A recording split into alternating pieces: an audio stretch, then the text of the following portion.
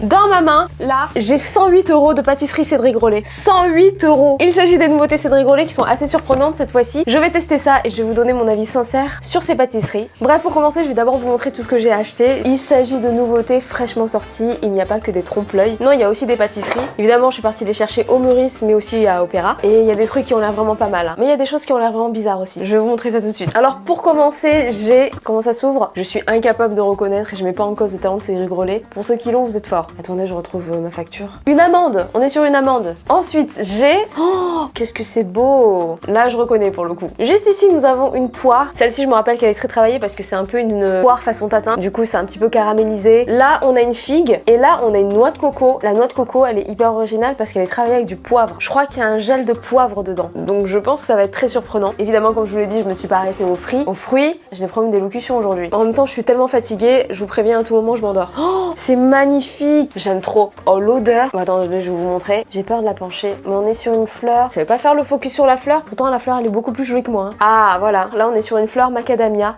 Oh non mais ça sent trop bon. Oh là là. Et la dernière fleur, elle est super belle. Celle-ci à l'origine, j'avais pas du tout commandé, j'ai vu à Opéra. Et elle était tellement belle qu'il fallait que je la prenne. On dit que c'était une fleur chocolat romarin. Franchement, je sais pas ce que ça peut donner le chocolat romarin. Entre ça et la noix de coco au poivre, waouh, je suis déstabilisée. C'est vraiment improbable comme mélange. Autant là, je goûte les pires mélanges de bouffe de Cédric Grolet. À tout moment, le titre il change. Hein. Trêve de plaisanterie, en réalité, on a vraiment affaire à un très grand chef. Et même si ces mélanges sont assez surprenants, je pense que c'est assez bien maîtrisé. On parle de Cédric Grolet. Si moi je vous parle de noix de coco au poivre, partez en courant. Là, c'est Cédric Grolet. Surtout que le poivre, c'est souvent utilisé en exhausteur de goût. Le romarin a un peu ce côté exhausteur de goût aussi. Je pense que voilà, ça va être maîtrisé. Enfin, du moins, j'espère. C'est parti pour la dégustation. Par quoi je commence? Je vais peut-être commencer par l'amande. Ok, je suis allée chercher un couteau. Je vais couper. Ah mais non, attendez, je voulais la description avant. Bon, regardez la différence entre la photo et la réalité. C'est fou parce que c'est très rare chez Cédric Grolet qu'il y a une différence comme ça. Ça me rappelle la différence entre les burgers du McDo et la réalité. Voilà. C'est normal que j'ai pas reconnu du coup. C'est bon, j'ai une excuse. J'aime beaucoup la composition. Giandouja amande, caramel amande, croustillant praliné, fleur de sel, ganache amande. C'est plutôt pas mal. Bon, allez, je vais couper. Je coupe directement dans la boîte.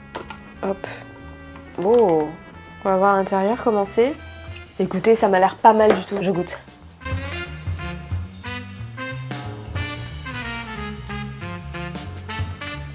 Waouh. C'est tellement bon. Je suis amoureuse. C'est doux, mais ça a du caractère. C'est ce que j'aime. C'est bien croustillant avec la praline. Il y a beaucoup de goût.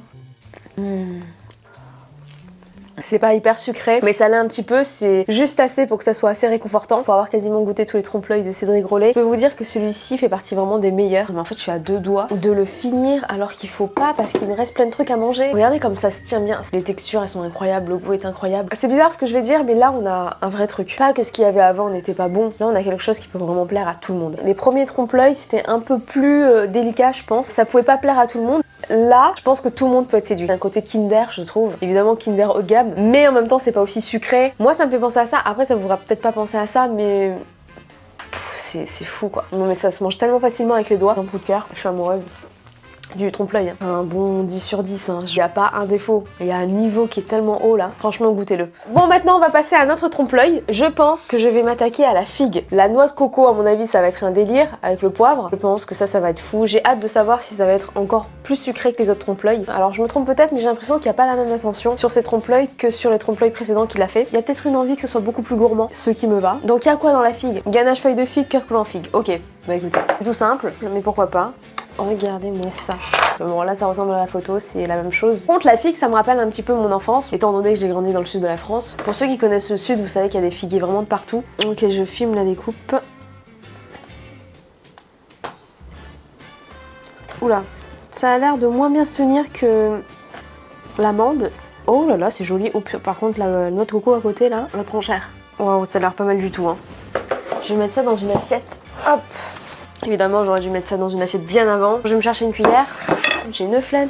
C'est bon, c'était pas trop difficile. Putain, c'est technique hein, ce que je vais faire. Pas filmer parce que j'ai pas trois mains, mais j'aurais bien aimé vous montrer. Oh là là, oh punaise. Plus de peur que de mal. Hop, voilà. Là, on est vraiment sur une figue qui a éclaté au sol. Hein. Ce qui reste toujours un trompe-l'œil. Hein. Bref, je vais goûter. Ça m'attire vraiment. Non mais juste regardez un peu la qualité du coulis à l'intérieur. Tu vois que c'est pas n'importe quoi. Comme d'habitude, vous avez un coulis à l'intérieur. Vous avez également une espèce de petite mousse là à l'intérieur et une coque au chocolat blanc. C'est pas toujours du chocolat blanc, mais en tout cas, ça respecte un petit peu ce que fait toujours Cédric Grolet dans ses trompe-l'œil. Je goûte. Oh, j'aime trop. Il y a des vrais morceaux de fruits quoi. Oh, ça fait du bien de manger ça. Bah, ça change des fast-food. Hein. Là, on teste pas le dernier au tacos. Hein. C'est pas plus sucré que les autres fruits, parce que c'est vrai que la particularité de Cédric Grolet, c'est d'utiliser le sucre naturel des fruits.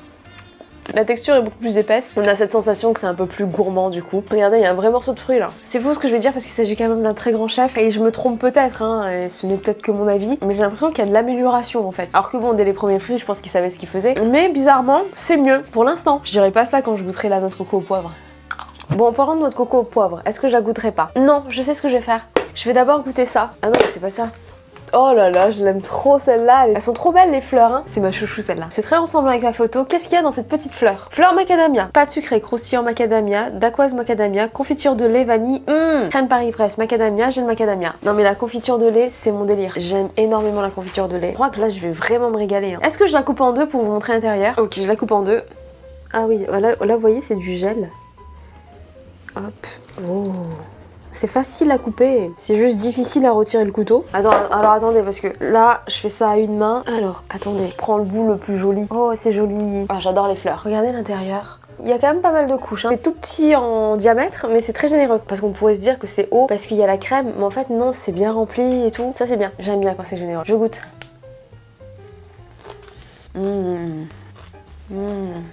En fait, j'ai bien envie de le manger avec une cuillère, mais j'ai peur que ça... Non, ça se coupe bien. Franchement, c'est un gâteau qui se tient bien.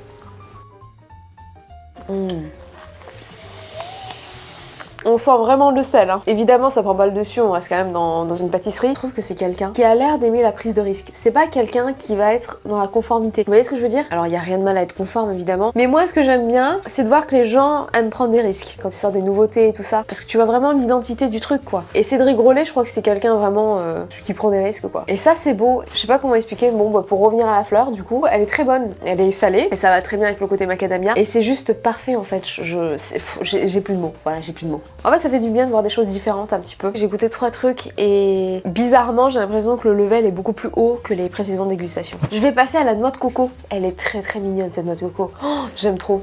De toute façon pas grand chose, on voit pas grand chose non plus. Attendez, je vais filmer différemment. Voilà, là vous voyez mieux. Franchement c'est super bien fait. Après ça a pas l'air aussi complexe que les autres trompe-l'œil, mais c'est pas mal. Alors qu'est-ce qu'il y a dans cette noix de coco? Ganache coco, cœur coulant lait de coco, praliné foisonné, noix de coco, gel poivre des cimes. Pas trop de poivre s'il vous plaît. Donc je vais couper la noix de coco. Ah c'est tout mou. C'est tout mou, je pensais qu'il allait y avoir une coque aussi, en chocolat blanc comme d'hab. Pas du tout. Oh. Alors ça si c'est de la mousse noix de coco, je pense que ça va être incroyable. Oh là là, ça je crois que c'est le gel de poivre. Bon là je vais manger avec la cuillère parce que là je sens qu'en texture c'est pas possible. Regardez comme c'est tout mou. Oh là là.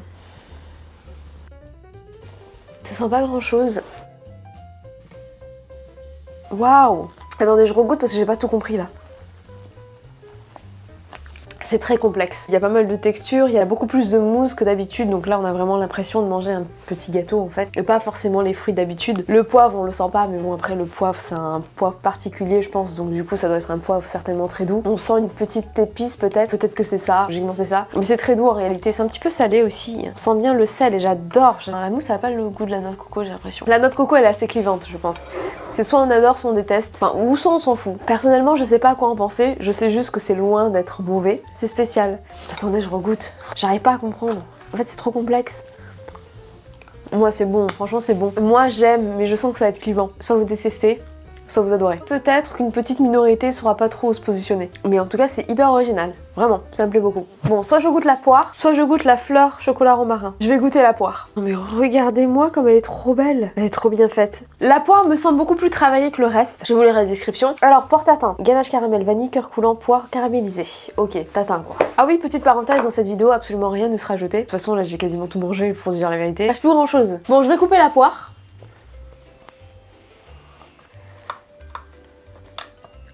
Oh là ça me plaît. Oh non mais regardez-moi la quantité de vanille qui est à l'intérieur. Waouh, non mais c'est sublime, incroyable. J'adore la vanille. Je goûte. Oh c'est sucré. Je m'en doutais que ça allait être sucré parce que ça parlait de caramel dans la description. Non mais là c'est puissamment vanillé vraiment. C'est réconfortant. Ah ouais c'est pas non plus aussi sucré qu'une tarte tatin. Il y a des gros morceaux de poire. Il y a tellement de vanille que les grains de vanille vous les sentez croquer sous la dent. Ah mais c'est blindé de vanille. C'est très bon, c'est très beau, c'est généreux. On sait que la vanille ça coûte extrêmement cher. Là ils pouvaient pas en mettre plus, hein. C'est vraiment le max du max. Pour le coup c'est vraiment le premier trompe-l'œil qui est aussi sucré. Après c'est pas non plus hyper sucré mais c'est plus sucré que les autres trompe-l'œil. Ça fait la différence, c'est assez travaillé. C'est pas ce que je préfère mais j'aime bien. Et enfin on va terminer avec cette fleur qui est tellement belle. Je l'ai vue, je l'ai voulu. Donc c'est une fleur chocolat romarin, pâte sucrée chocolat, biscuit moelleux chocolat sans farine, caramel onctueux au romarin, ganache chocolat. Ok, faut aimer le tout chocolat. En pâtisserie, c'est pas ce que je préfère. Je vais le prendre à la cuillère, celui-ci. Là, je me suis pris un petit morceau. Vous allez voir à l'intérieur. Bon, regardez à l'intérieur comment c'est. Je goûte. Ouh. Je pensais pas qu'on allait sentir autant le romarin. C'est très surprenant. J'ai pas cette sensation que j'ai de trop chocolaté. Vous voyez, il y a ce côté un peu trop du gâteau au chocolat, vous voyez. C'est ça que moi j'aime pas. Là non, je l'ai pas. Mais c'est surtout qu'on sent énormément le goût du romarin. Et ça fonctionne, mais de fou. Oh, mais il a tellement de talent. Après, pour avoir goûté quasiment toutes les pâtisseries, enfin toutes les grandes pâtisseries comme La Durée, Pierre Hermé, Cyril Lignac, Angelina et d'autres, ça se démarque énormément du reste. Pour les autres pâtisseries, ça se démarque les uns des autres, évidemment. Mais là, c'est plus démarqué. Beaucoup vont dire qu'on est un petit peu influencé par le fait qu'ils communiquent beaucoup sur Instagram. On en parle beaucoup, forcément ça nous en met plein le crâne. Mais en fait pas du tout, il y a un vrai truc derrière. Hein. Je pense que vendre un éclair au chocolat chez La Durée ou d'autres maisons, comme Pierre Hermé par exemple, c'est un peu un confort. C'est tout le monde connaît, donc tout le monde va acheter et lui Cédric Grolet il y va. C'est vrai qu'on en parle beaucoup sur les réseaux sociaux, il y a une hype autour, mais il y a quand même quelque chose derrière, c'est pas vide. Dégustation terminée, pour être très honnête, c'est la meilleure dégustation Cédric Grolet que j'ai fait sur ma chaîne. Il y a quelque chose de différent par rapport à avant. C'est peut-être un petit peu plus généreux au niveau des textures, peut-être un peu plus sucré. En tout cas, je perçois quand même un petit changement. Les trompe-l'œil sont un peu plus travaillés. Le fait de faire une poire tatin ou la noix de coco, je sais pas, c'est travaillé différemment. Mais en tout cas, j'aime beaucoup. Si je dois faire un classement, honnêtement, en numéro 3, je mettrais la fleur choco romarin. Jamais de la vie, j'aurais pensé manger du chocolat avec du romarin ensemble. Ça fait plaisir de manger un gâteau au chocolat qui n'est pas trop chocolaté, qui n'est pas trop écœurant. En numéro 2, je vais mettre la fleur macadamia. Et en numéro 1, je vais mettre l'amande. L'amande, c'était